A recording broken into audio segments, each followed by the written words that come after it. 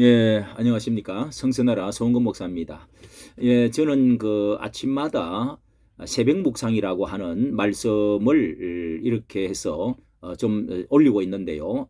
특별히 우리는 성경을 통해서 오늘 우리 시대에 과연 하나님께서 남과 북의 정치적인 이런 문제가 성경에 대답이 있는가, 통일의 문제, 그리고 또 정치 참여, 이런 것들이 과연 옳은 것인가.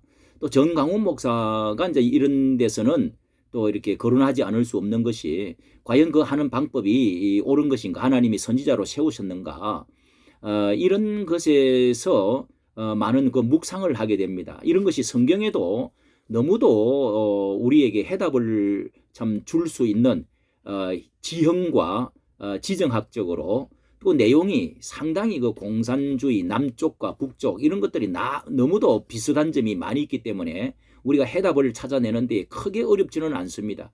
그래서 하나님의 뜻은 어디 있느냐? 성경에 있기 때문에 성경을 통해서 우리가 우리 시대를 적용하고 하나님의 음성을 뜻을 깨닫는 것이 매우 중요하다고 저는 생각을 하고 있는 것입니다.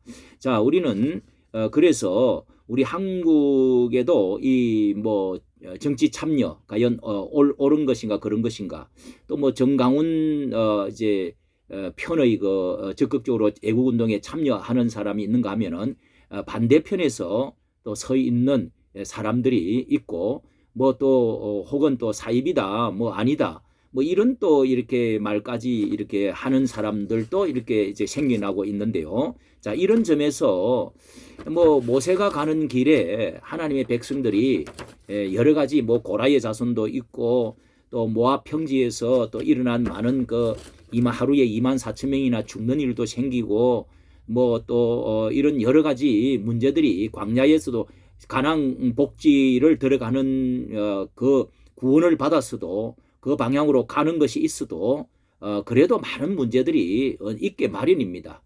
예, 이렇게 가나안 복지 하나님께서 가는 문으로 들어가는 데는 여러 가지 어려움이 있는데요. 자, 지금 우리가 성경에서 오늘 아침에 묵상을 제가 이제 하고자 하는 말씀이 있어서 이 말씀을 사무엘하 2장을 보니까요. 2장에 보니까 이제 여기에서도 우리가 그런 것을 찾아볼 수가 있는데, 2장에 보니까 다윗이 처음에 이제 사울 왕이 죽고 결국은 다윗이 이제 마침내 남쪽 왕이 되었습니다. 그것이 2장인데요. 이 하나님이 이 기름을 부어서 사울 왕도 세웠지만은 사울 왕의 기본적인 것의 문제가 무엇이냐? 그도 성령을 받아서 예언도 하고 그랬습니다. 도덕성도 있고 아주 백성들이 원하는 아주 훌륭한 처음에 왕으로 세웠는데, 왜 이렇게 사울은 하나님 폐하시고 다윗을 세우셨느냐 하면 동기의 문제가 있습니다. 사울은 왕이 되고 나서 처음부터 백성들이 원했던 왕이 바로 세속적인 육신적인 왕, 이런 것들에 초점이 맞춰져 있었던 왕이었습니다. 그래서 결국은 그것이 전면에 나서서 자기 이름을 내려고 하고, 제사보다는 하나님의 말씀 순종보다는 자기 이름을 나타내려고 하고 불순종하는데, 결국은 기념비를 세우고 이런 육신적인 사람의 왕이 되어져서 결국은 하나님께 버림을 받습니다. 자, 그러나 다윗은 하나님이 비록 저 촌뜨기 베들레헴의 먼 곳의 시골의 막내 아들이지만은, 그러나 그 중심을 하나님이 사람의 외모를 보지 않고 중심을 보신다. 그 중심이 이 다윗도 실수가 없는 게 아니었습니다. 범죄도 하고 실수도 하고 했지만은 하나님은 다윗을 끝까지 이 시대에 통일 왕국으로 세우고 영원한 왕으로 하나님이 세우고 예수 그리스도의 이제 조상의 중심 인물로 하나님이 세우셨다. 이런 것에서 이제 과연 우리가 통일이 어떻게 올 것이냐, 이런 점에서 여기서 엿볼 수 있는 것이 있습니다. 자, 우리나라와 우리 교계도 정말 어떤 방향과 목적, 동기가 굉장히 중요하다는 것이죠. 정말 큰 부잣집에서 일을 하다가 종지를 깨었다, 이렇게 작은 실수를 했다, 또 넘어져 버렸다, 이렇게 이런 일들이 있을 수가 있는데요. 그러나 동기와 목적이 정말 그 충성스럽고 바른 것이라면 그 종지를 그릇을 몇 개 깬다고 해가지고 하나님은 버린다든지 그렇게 하시지 않습니다. 그런 점에서 이 전강훈 목사님을 생각하게 되는데요. 자, 여기 2장에 들어가면은 1절에 다윗이 여호와께 이제 사울 왕이 죽었다는 소식을 듣고 왕이 죽었다는 소식을 듣고 내가 어디로 가야 되겠습니까? 하고 물었습니다. 이제는 자기가 온 국민들이 추앙을 하니까 왕이 된다는 것을 예측을 할 수가 있죠. 그러면 아예 그 사울 왕이 고향으로 가서 북쪽에서 왕이 북쪽의 그 나머지 잔당들을 다 없애버리고 왕이 되는 것이 좋지 않을까. 또 이런 생각도 할 수가 있는데 하나님은 헤브론으로 남쪽으로 가라고 그랬습니다. 아브라함의 고향이지요. 여기가 하나님께서 여기서부터 복을 주시는 아브라함의 헤브론으로 가라 이렇게 말씀을 하시는 것입니다. 그래서 거기에 남쪽에 베들레헴이 있고 근처에 이제 헤브론이 있는데 거기에서 고향 사람들이 이제 그 우리 아둘람에 모였던 사람들이 있잖아요. 이런 400명, 600명이 이제 전공을 세우고 이런 그 정통성의 사람들이 왕으로 세워서 마침내 남쪽의 왕이 되었습니다. 그런데 문제가 무엇이냐 하면은 남쪽에서 7년 반 동안에 남쪽 왕으로 있게 되어집니다. 자, 그런데 다윗은 자 2장 1절에 이제 그런 말씀이 나왔고요. 그 다음에 4절에 보면은 기름을 부어서 유다 족속의 왕으로 유다 족속의 남쪽 왕이 된 겁니다. 절반의 왕만 된 거죠. 그런데 다윗은 북쪽에 대해서 원수부터 갚으려고 하는 것이 아니라 그 북쪽의 사람들이 자신들의 주군이신 사울 왕을 죽은 사울 왕을 장례를 치러주니까 잘했다고 은혜를 베풀어 주겠다고 이렇게 이제 참 그 덕을 베풀은 그런 이제 말을 합니다. 하는데 문제는 8절에서부터 보면은 이제 거기에 북쪽에 남아 있는 잔당들이죠. 남아 있는 그 사울의 막내 아들 이스보셋이 있는데요. 그 이제 아브넬이라는 3대 장군이 있습니다. 그 아브넬이 이스보셋을 남은 아들을 정통성이라 해서 세워가지고 또 하나의 이제 정부를 세웠습니다. 북쪽 정부를 세웠습니다. 그래서 북쪽의 여러 지파, 열지파하고 남쪽의 유다의 에브라임 남쪽에 또 그 유다 지파하고 이렇게 해서 이제 두 왕이 생기고 남북이 나누어지게 돼 38선이 꺼이게 된 것이죠. 아주 우리나라와 비슷하지 않습니까?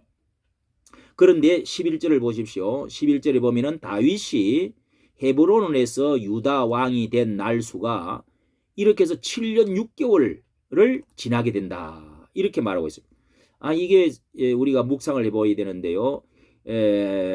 다윗이 상당히 정통성이 있고 국민들이 또 아주 그 한호성을 하고 또 사울왕은 이미 기울어져서 망연 집안이니까 쳐들어가면 될 텐데 쳐들어가지 않고 그렇게 도와주려고 하면서 7년 6개월을 기다리는 거죠. 기다리는데 그 사이에 어떤 일이 있었느냐 하면은 이스라엘과 유다의 그 남쪽과 북쪽에 이제 그 북쪽의 그 아브넬 장군이 실권을 갖고 그 왕에게 그러니까 이스보셋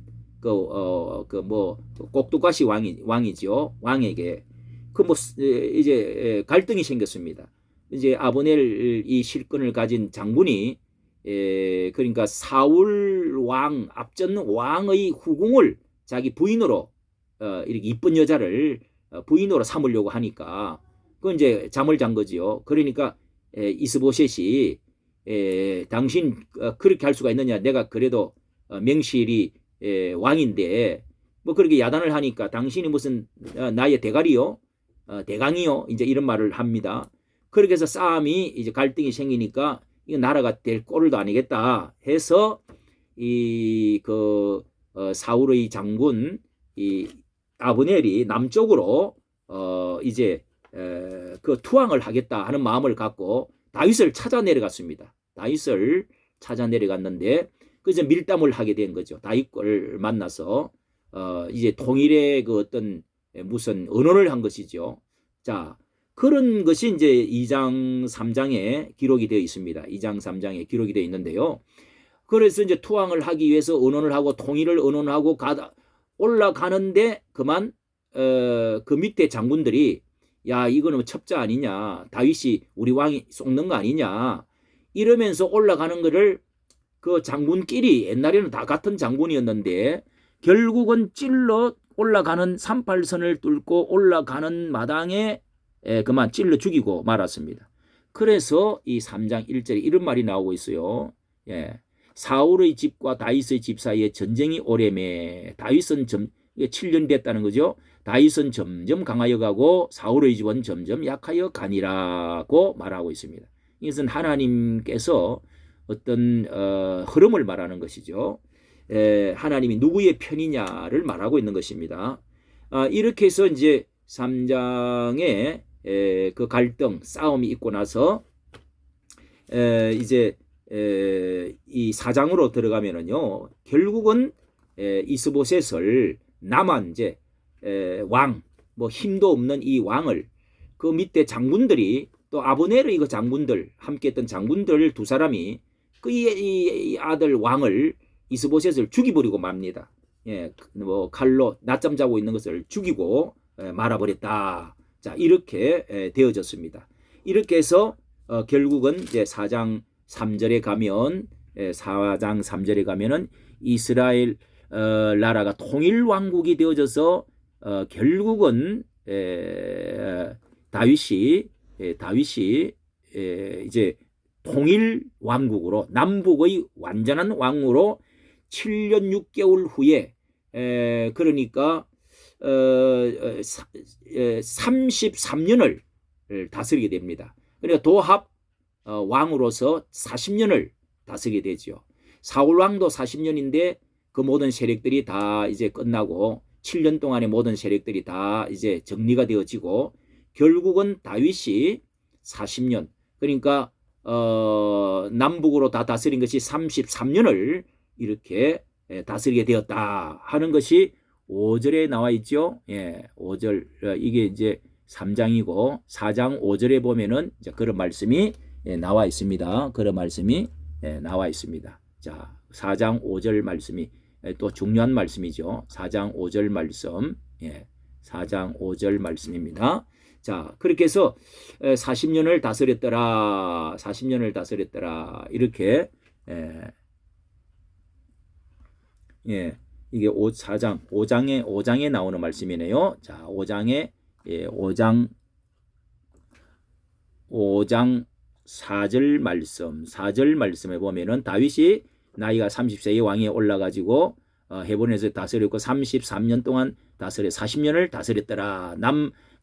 자, 이거를 이렇게 결론적으로 보면서 정말 앞으로 이 정강훈 목사님은 이런 통일과의 어떤 관계가 있느냐, 또 한국 교회의 또 대표성을 가지고 우파 뭐 거구라는 말을 들어가면서 이렇게까지 그는 과연 그러면은 선지자이냐, 그는 하나님이 세우신 분이냐, 그리고 뭐 흔히 또 이제 신성 모독의 그 발언을 해서 되느냐, 그 욕을 그렇게 해도 괜찮느냐, 뭐 이런 이제 뭐 그분은 정말 요즘은 선지자라고 하는 것이 직분이 정상 직분은 구약적인 직분은 이 초기에 그러니까 이 신약 초기에 사도 시대에는 뭐 선지자라는 것이 있었는데 지금은 이제 그런 예수 그리스도 안에서 다 포함되고 완성됐기 때문에 없어졌다 할지라도 성경 전체의 흐름을 보면 하나님이 시대마다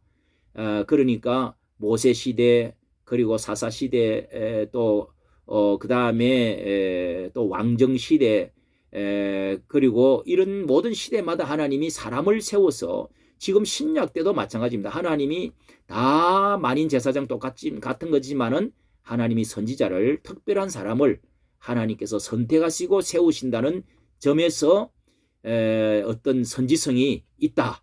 뭐 이렇게도 볼 수가 있는 것이죠. 그 내가 선지자다 이렇게 한다고 해서 이단이고 뭐 잘못됐다 이렇게 말할 수는 없습니다. 예, 사람이 인정을 할 수가 있고 하나님이 그렇게 세울 수도 있다는 것이죠. 그리고 이런 뭐 신성 모독 이런 발언은 과연 하나님께 하나님을 사랑하는 지극히 사랑하고 또 하는 것 하나님과 개인적인 어떤 관계성이라고 할 수가 있습니다. 그래서 동기와 목표가 하나님의 마음에 맞고 확실하면 이런 어떤 것들은 하나님이 이런 말을 잘못했다고 해가지고 하나님이 뭐 버리신다, 신성 모독해서 그렇게 해야 된다, 뭐 이렇게 해서 그렇게 말할 수는 없다고 봅니다.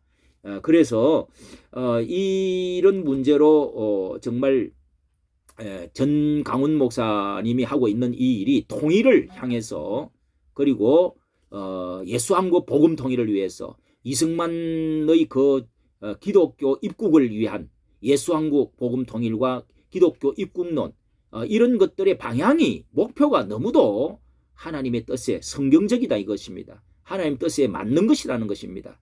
그렇다면은 하나님께서 지금 함께 하고 계신다 하는 사실을 우리가 알 수가 있고 다윗도 실수가 있었고 또 모세도 실수가 있었고 부족한 점이 있었지만은 하나님은 끝까지 하나님의 편이 되어져서 사용하셨다 하는 것을 알 수가 있습니다. 자, 이까지 말씀 묵상을 우리가 했습니다. 감사합니다.